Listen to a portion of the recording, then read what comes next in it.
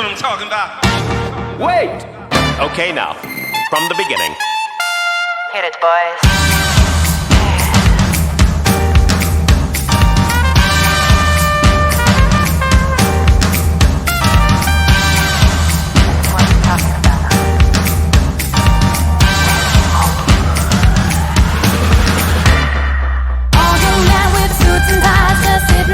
Smoking big cigars. I hope you're ready for what's coming now. I'm the one on the lady that would bring you down.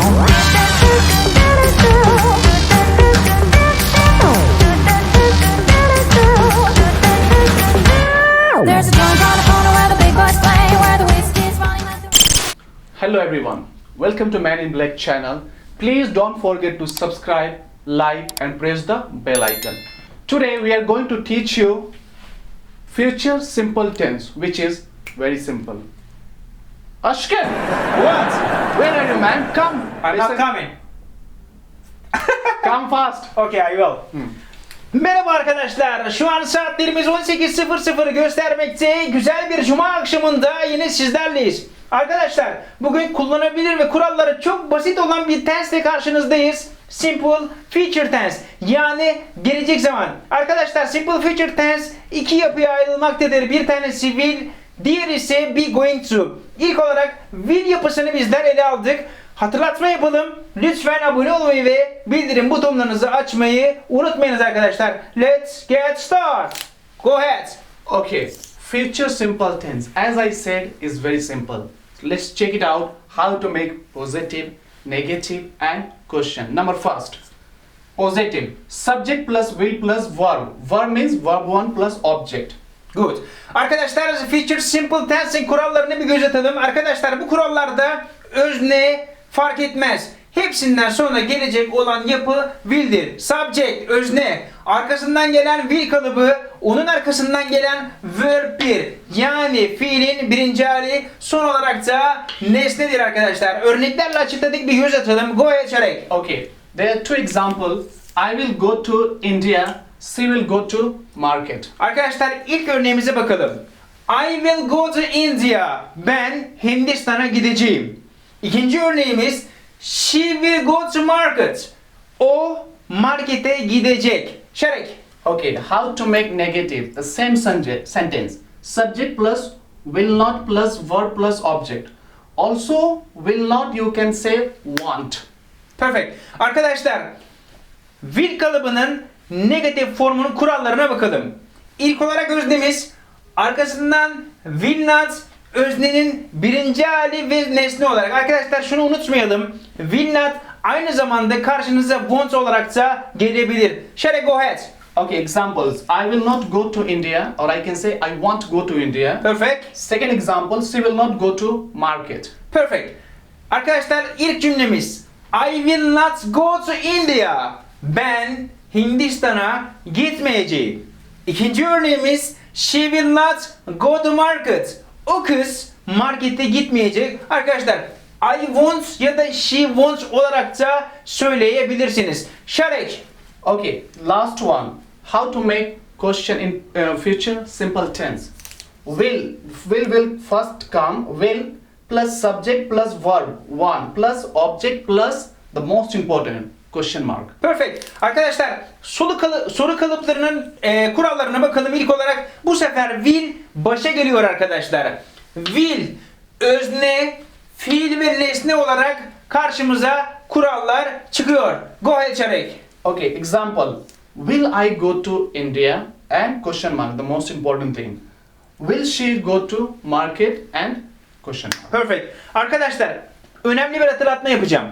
Soru cümlelerinin lütfen sonuna soru işareti koyunuz. Arkadaşlar, çok önemlidir. Örneklerimize bakalım. Will I go to India? Ben Hindistan'a gidecek miyim? İkinci örneğimiz will she go to market? O markete gidecek mi? Şerek. Okay, as you see, we wrote on the board how to write long form of will not and the short form. Will not, you can say want. Perfect. Arkadaşlar, konumuzun başında sizlere dile getirdik. Will not aynı zamanda want olarak da karşınıza çıkabilir. Şerek.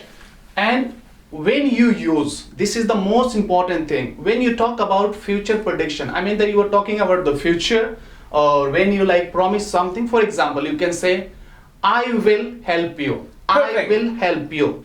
Arkadaşlar videonun başında sizlere şöyle bir cümle kullanmıştım. Kullanılması ve kuralları çok basit olan bir konudur. Will kalıbını biz nerelerde kullanırız? Kısa bir özet geçeceğim. Will yapısını kullanmak için birinci madde tahminlerinizde kullanabilirsiniz. Arkadaşlar örnek vereceğim. Mesela bence Şarek şu otelde kalacak. Gördüğünüz gibi tahminleme var.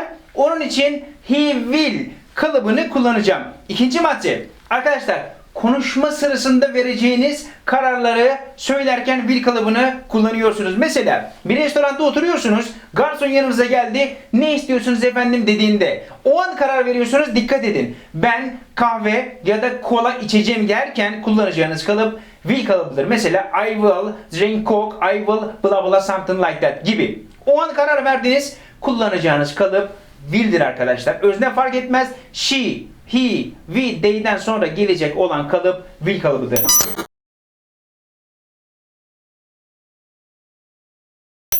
Evet arkadaşlar, simple future tense konusuna time expression'larla devam ediyoruz. Arkadaşlar time expression'lar çok önemli bir hatırlatma. Her zaman cümlenin sonuna gelir arkadaşlar. Şarek, go ahead.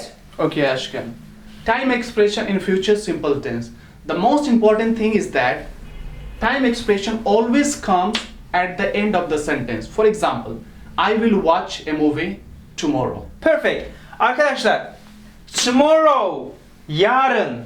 Şarek. Next week, next month, next year. Next week, next month, next year. Gelecek hafta. Gelecek ay. Gelecek yıl. In an hour. What do you want to say Turkish mean? Do you know? In an hour, I have no idea. Okay. In an hour. Bir saat içinde. Bir saat da diyebilirsiniz. Bir saat içinde de diyebilirsiniz arkadaşlar. Şarek. Soon. Soon. Yakında.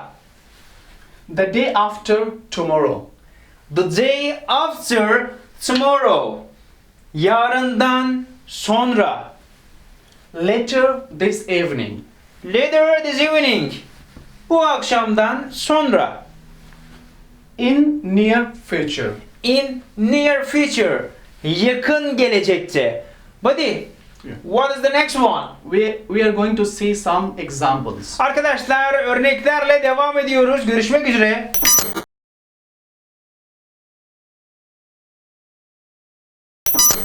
Evet arkadaşlar, simple future tense konusuna örneklerle devam ediyoruz arkadaşlar. Şarek, Okay. go ahead.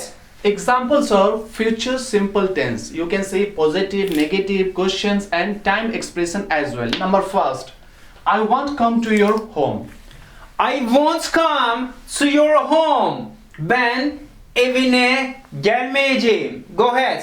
He will go to market in an hour. He will go to market in an hour. O erkek markete bir saat içinde gidecek. Şarek. Will he study tomorrow? Will he study tomorrow? O yarın ders çalışacak mı? Şarek. Next one, they will get angry. They will get angry. Onlar sinirlenecek.